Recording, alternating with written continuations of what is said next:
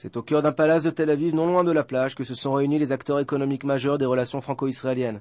Plusieurs personnalités ont été les invités de la Chambre de commerce Israël-France pour ce dîner gala placé sous le signe d'un renforcement de la coopération économique entre les deux pays, mais également de souhaiter la bienvenue au nouvel ambassadeur de France en Israël, Jean-Michel Cazat. L'ambassadeur, on espère qu'il fera du travail qui sera équivalent, peut-être même plus, que l'ancien ambassadeur dans le rapprochement entre la France et Israël. Le ministre de la Santé, Yaakov Ben Izri, est revenu sur la nature parfois passionnelle des relations qu'entretiennent Israël et la France.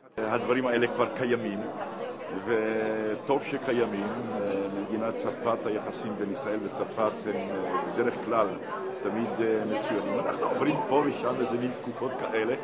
Les ambassadeurs d'Égypte, de Jordanie et de France ont accueilli l'invité d'honneur de la soirée, Shimon Peres. בין ישראל לצרפת הם ארוכי ימים ועמוקי שורש, ואני חושב שהם הביאו לנקודות שיא. Le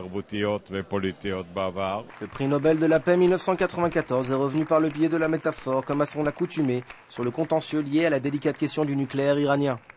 Le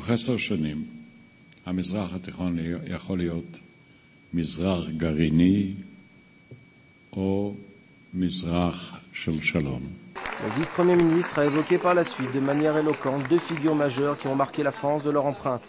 Le premier, Napoléon, qui à l'aube du XIXe siècle a choisi, selon Pérez, d'imposer une vision militaire.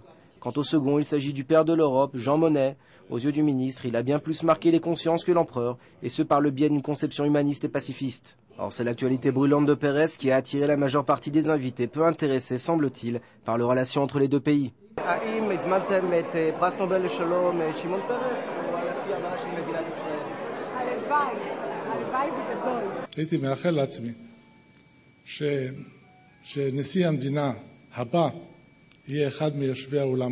Et Jean-Michel Cazat, le nouvel ambassadeur de France en Israël, de conclure brièvement par des vœux particulièrement chaleureux. Très belle nouvelle année, Shana Tova à tous.